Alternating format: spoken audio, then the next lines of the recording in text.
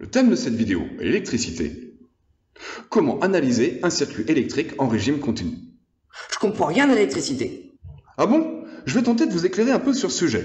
Commençons par faire une analogie avec une notion mieux connue, la circulation. Combien y a-t-il de véhicules à passer sur la route suivante? 1, 2, 3, 4, j'en ai vu 4. Très bien. Il y a donc eu 4 véhicules en une seconde. La quantité de voitures à circuler en une seconde peut être comparée à l'intensité. Ainsi, l'intensité du courant représente la quantité de charge électrique circulant en une seconde. On note cette quantité en ampères. Soit un circuit lançant des véhicules. D'après vous, où les voitures circulent-elles? Je vais colorier en rouge là où les voitures circulent. J'en conclus que les voitures circulent partout? Non, pas tout à fait. Des fois, il y a des bouchons. Comme ici et ici. Je vais les colorier en vert car ici, la circulation est nulle. La quantité de véhicules à circuler dans un circuit fermé est donc toujours la même, en tout point du circuit. Exactement. Et on est de même sur un circuit électrique en série. L'intensité est la même partout.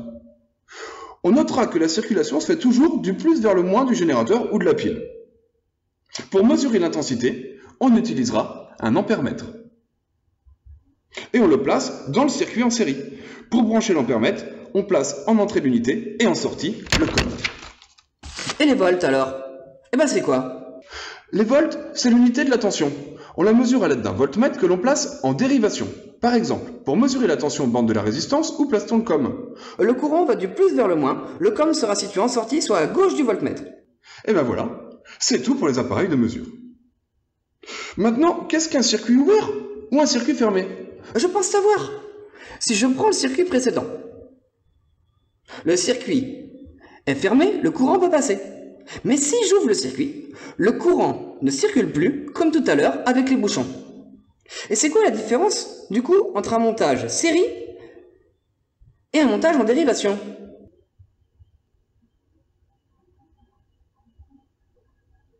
Prenons des composants. Un générateur, une résistance, et puis une lampe. Pour réaliser un montage en série, il faut relier les composants par une unique boucle. Pour un montage en dérivation, autrement appelé en parallèle, il y a plusieurs boucles, comme sur le schéma ci-contre. Regardez bien le schéma qui va apparaître.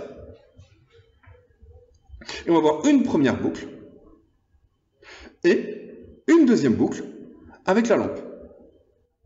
Et voilà, c'est tout pour les circuits électriques en régime continu.